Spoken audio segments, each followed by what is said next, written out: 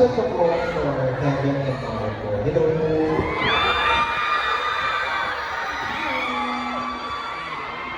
Hello.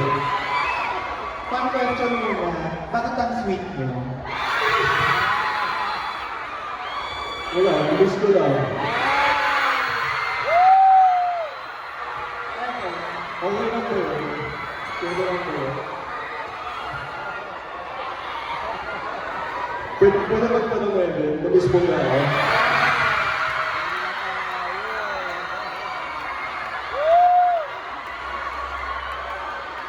Madali ka ba yung sagot? Oo, hindi na eh.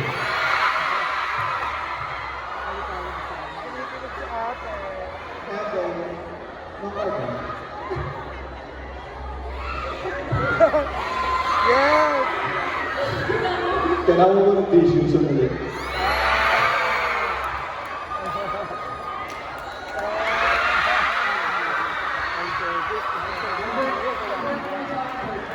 Bert, ano masasabi mo? Ano masasabi mo? Ano masasabi mo?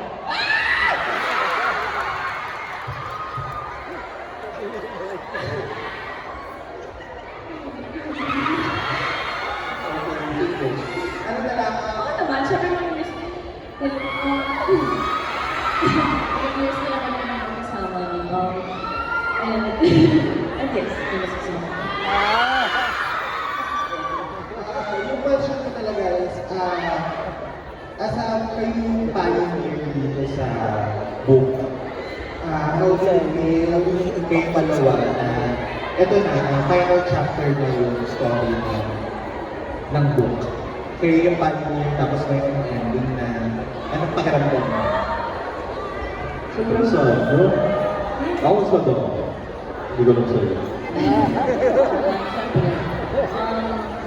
Siyempre, sinimulan namin yung university series without knowing na ganito pala siya magiging kalaki. And marami kaming mapapasayang tao and mag-grow up din with us. And so, feeling ko like, masaya and malungkot at the same time. Kasi syempre, ito yung mga kasama na, ito yung mga kasamahan ko na gusto ko sana hanggang sa pagtanda, diba? Pero ganun talaga, last book na, kailangan na mag-bye-bye. But grateful na ako yung napili as Luna. And so, Okay. Marco, dun sa series ko, sa first, you wrote musicalics, and naghintay siya ng 10 years para kay Luna. Ang dapat ang gawin nyo in real life,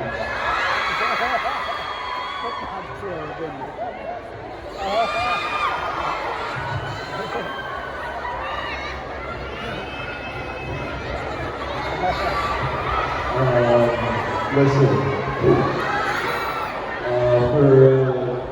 I think everyone here knows what happened between us. You know, we're exes and everything.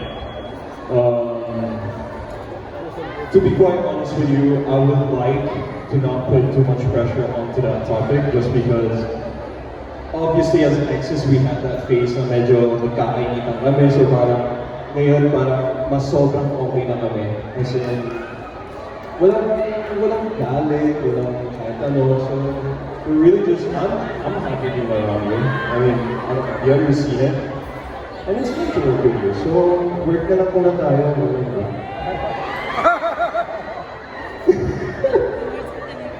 I'm really Pili just, ako kasi head. I'm happy at this state that we are now. And let's see wherever it leads. Yeah. Kevin, connect dun sa question. Yung role mo sa Luna, tapos naging musicalics, ikaw ba handa ang pabalikin yung naghintay sa'yo?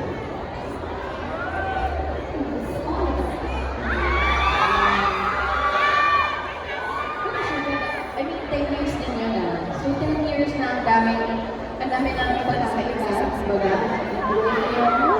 So, oo, pinipigil niyo pa rin yung isa't isa after years. And, oo, kung ibang tao na kayo talaga. Like, syempre hindi ka naman pwede sumasunod ng relationship niya and let's say second chance. And then, expecting na different yung outcome, diba? So, dapat by that time, kung magkakaroon din ng second chance, dapat nag-grow na talaga kayo. Mas mature na kayo kung and you choose each other. So, Ang mga comment mo na sinabi ni Marco na walang pressure, masaya lang. kasi ayoko naman din may maghintay sa akin. Siyempre gusto ko kung sino man yun, gusto ko, he lived his life or diba? Parang he grows in and he's happy in living his life. Okay lang. Pero if you guys are really meant for each other, I believe na itatala na itatala na. Thank you. Alright, great questions as always. Thank you so much. Now from ABS-CBN, Ana Cerezo. Hi.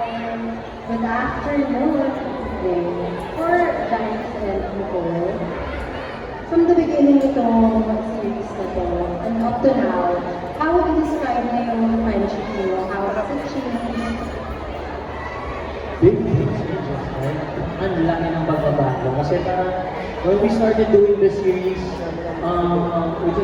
we're just casual like, magkatrabaho, nakikita sa work and everything. Pero now we became close to each other to the point na we understand each other in terms of how we are as a person. So malaki na yung changes and we're much comfortable with each other right now. And I think that's important with the whole series na may importante kami sa isa't isa. And yeah, we're just enjoying each other's company and yeah, ano yun? So, when we met po, nag-start tayo series, hindi po talaga kami magka-eksena. Never po kami nagtatagpo. Never po lang kami mag-interviews or, diba, media con, or events, or all shows. But we never really had time to really get to know each other and spend time. And now that we're doing the series, and we're doing 06, dito lang po kami talaga nagsimula yung tandem. So, it's been great and it's going really, really well. And I'm just glad that there's so much trust and safety with each other. May ano pa ba? May mas i-close ka kayo? Ano ka close?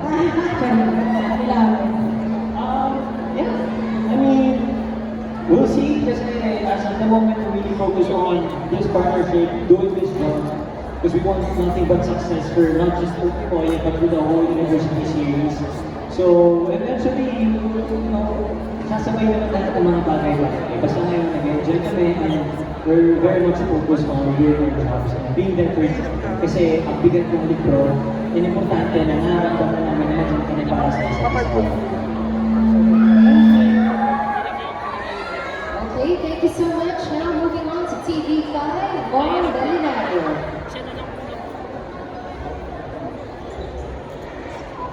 Hi everyone, congratulations. My question is for Jerome and Risha. Nasisigawan ka na hanap namin na kami sa inyo. Pero yung question is, ano yung namiss ninyo sa isa't isa? Jerome, kasi katagal na bago nung buwan na kami yung Save Star Archers. Ngayon na kasama rin kayo dito sa Grand Media ko, Viva One. Ano namiss mo sa isa't isa? Anong namiss namin sa isa't isa? Marito! Come on, go ahead. It's time to shine, buddy. Lahat ng mga nakaraan. Sabihin mo yung totoong nararamdaman mo. From trabaho, from friendship, the way we are.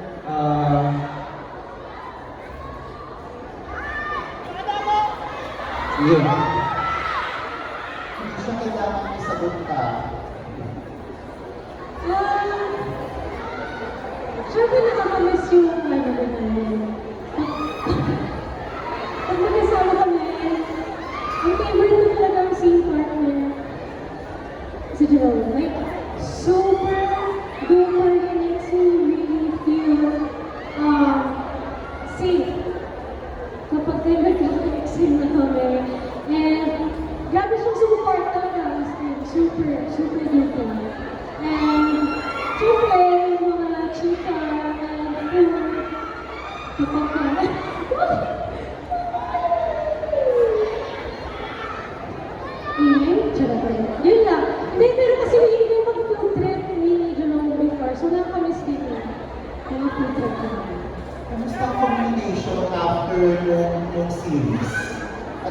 ginagawa mo after work? Busy kasi si Jerome. Busy siya. Honestly, I've been traveling a lot. Tapos, yung mga bagay lang nangyari sa buhay ko na hindi naasahan. Been choosing projects starting since since 1892 dahil parang naging routine na kasi yung career ko na every time na may tinatanggap akong role or character, it's been a question. Nagiging question siya na parang kahit ako na-question ko sarili ko, ano ba ang kaya ko? So, I think doon napunta yung time ko for myself. I mean, it's 15 years? Since 2011, 2012. Parang I'm not getting younger anymore. Pero, I can still accept roles na yun. Pero, iba na yung situation ngayon. Nandiyan ang social media, ratings, judgments, but mas pinifeel ko na yung circle, you know? Hindi ko na pinapakita masyado yung inner circle ko para at least hindi rin ma-judge. How do you Misha? What keeps you busy nowadays? Meron akong anak. Meron akong girl group na mentor ngayon. So, doon lang ako busy. So, meron po silang comeback. This August 8, so medyo pixie po. Pixie? Yes. Ako pala mentor yun. Yes, so, mag-iibangan din talaga naman siya. May parang nag-business siya ngayon. Tapos ako, busy with the girl group. And ito, nakikita kami dito sa Viva. And in the future, magiging robot talaga. So, we'll see. I'm really open to working again after this Universitadas. It's a small world. Hindi talaga, hindi makaklose yung door ko, of course, to work with Jerome again. I always say that, I promise. Bibigyan niyo ng fans ko sila. Congratulations guys, and nice seeing you again. Thank you. Thank you, thank you. Thank you, Sir Mo. Now, let's listen from Rana Republica, Kate Adaka. My questions are for Rosea. Muna sa lahat, congratulations, Will, on your successful project. My question is sa inyo, after Golden Scenery of Tomorrow, ano yung natutunan nyo about life, love, and friendship? And apply mo sa After Golden Scenery of Tomorrow, natutunan ko na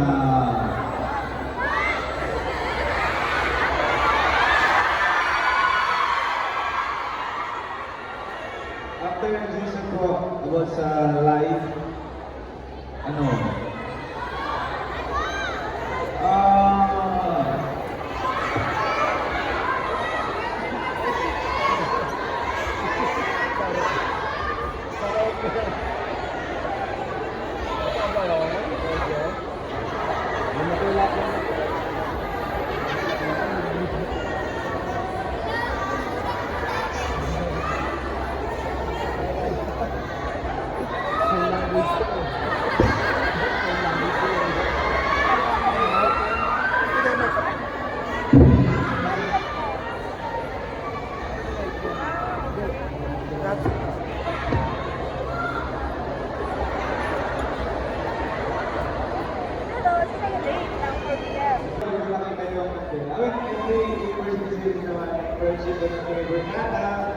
pwede yung message ko sa Jesus mismo about work, about showbiz and all, and about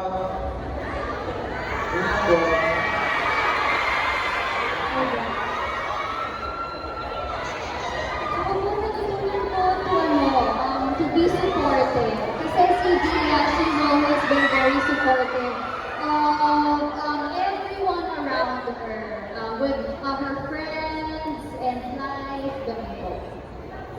For my second question, ano yung similarities and differences sa Valeria High School at saka sa University? Personalities. ano po parehas po may sapak po gano'n, pag magkasama. As in, man po kung ano pag nagkasama po kami, talagang makulit, maingay, may gano'n po. So, same lang po, no? Pag gano'n. Madami pong similarities sa isa. Siyempre, similar din po yung sa Univercada na pag kailangan ng mga tao, talagang full support po yung full support po sila. Like sa kung ano namang kaya namin buo o kaya namin ganap po sa amin.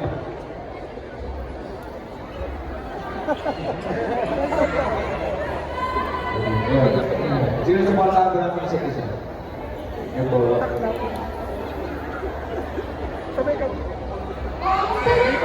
Same naman po, dahil yung closeness naman nila, they've always been very supportive, they've always been always there for each other. And parang kami po dito sa Univercada, sa Valeria High Squad, parang ano naman support naman sa lahat pala. Katulad si Jai, si Gab, suot ka nila yung shades ng negosyo namin. Talagang supportive. So, Sunset Avenue, the Sunset Avenue page on Instagram. So, yan.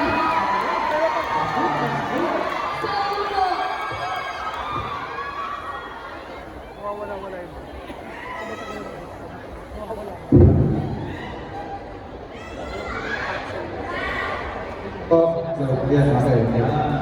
Ganda ng pasok. Next. Yes. Okay, ang susunod po nating lineup, Matt Suzana and Laura Katrina Ochoa. For now, from the Katrina lovers, we have Matt Suzana. Hello po, good afternoon. Pa-question na lang, isang question lang sa lahat ng love team. Sino yung bias nyo na love team sa without picking your own love team? Great question. Ako po personally, high cup. Bakit ba na high cup? Siyempre ako yung dito. Dito pa rin siya ng shades kanina eh. Sunset Avenue.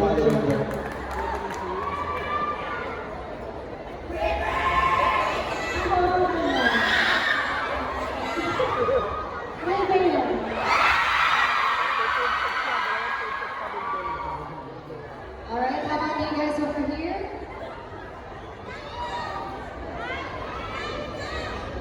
Siyempre ako wala, it's free. Bakit? Ha? Hindi ka nagsaselos? Bakit ako magsiselos? May shade yan.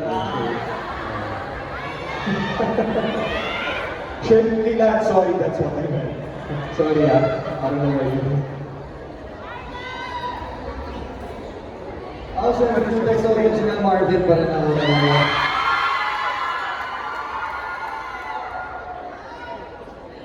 Enjoy ka po, syempre.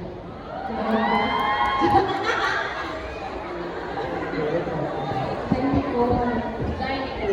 How about the dining room?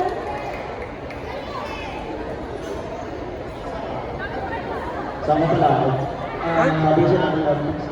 It's Francis, Francis. Ano kapilitan po? Jai ko, syempre. Jai ko. Kasi sisirain ko yun.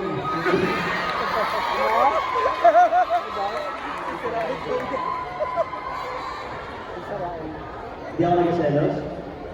Hindi. Si Jerome yung sumagot. Ayun. Ako sa akin, Will Bea.